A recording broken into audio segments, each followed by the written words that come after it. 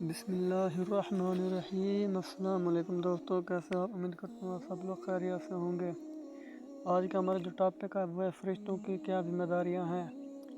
دوستو، اللہ تعالیٰ نے فرشتوں کو ذمہ داریاں سونپ رکھی ہیں۔ مشہور فرشتوں میں کرامن کاتبین ہیں جو انسان کے ساتھ ہر وقت رہتے ہیں اور انسان کے نام اعمال لکھتے ہیں اور اللہ تعالیٰ کے حضور پیش کرتے ہیں۔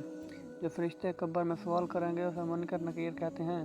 انبیاء کرام پر وحی لانے کی ذمہ داری حضرت جبرائیل علیہ السلام کی ہے اور مخلوق کے لیے رزق کی ذمہ داری حضرت میکائیل علیہ السلام کی ہے۔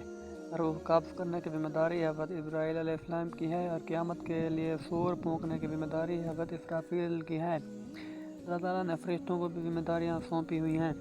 فرشتے اللہ تعالیٰ کی نوری مخلوق ہیں اور وہ ہر وقت اللہ تعالیٰ کی عبادت کرتے رہتے ہیں۔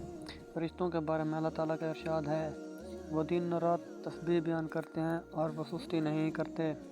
اس سے مراد کہ فرشتے بھی دن رات اللہ تعالیٰ کی عبادت کرتے ہیں۔ اس سے ہمیں یہ سبق ملتا ہے کہ ہمیں اپنی ذمہ داریاں پوری کرنی چاہیے۔ جو دین کو نہیں جانتے اسے دین سکھانا چاہیے اور اللہ تعالیٰ کی عبادت کرنا چاہیے۔ اللہ تعالیٰ ہمیں عبادت کرنے کی توفیق عطا فرمائے اور ہمیں ایک اچھا آدمی بننے کی توفیق عطا فرمائے۔ آمین۔ ملتے ہیں اگلی ویڈیو میں، تب تک کے لیے اجازت دیجیے۔ اللہ حافظ۔